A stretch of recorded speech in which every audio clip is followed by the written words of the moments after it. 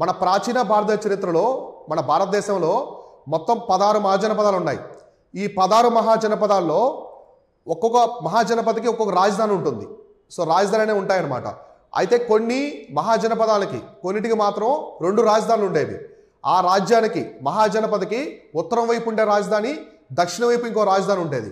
అయితే ఇక్కడే మాహిష్మతి సామ్రాజ్యం ఉండేది. సో మన బాహుబలి సినిమాలో చూసాం కదా, మాహిష్మతి అనేది. అది ఎక్కడ ఉండేదంటే ఈ 16 మహాజనపదాల్లో అవంతి మహాజనపదం అని చెప్పేసి ఒకటి ఉండేది. దానికి 2 రాజధానులు ఉండేవి. ఈ అవంతి మహాజనపద అనేది మనకి ప్రేండే గుజరాత్ మధ్యప్రదేశ్ యొక్క బోర్డర్ ఏరియా ఉండేది. ఇక్కడ చూడండి, ఇది అవంతి. సో ఇది అవంతి మహాజనపద. సో ఇది అవంతి మహాజనపద ఇక్కడ ఉండేదన్నమాట. దీనికి ఉత్తరం వైపు ఒక రాజధాని, దక్షిణం వైపు ఒక రాజధాని ఉండేది.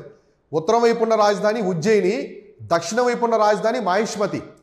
సో కాబట్టి మహాజనపదాల్లో 16 మహాజనపదాల్లో అవంతి మహాజనపదకి దక్షిణ వైపు ఉన్నటువంటి రాజధానే ఈ మాహిష్మతి అనే ప్రాంతం.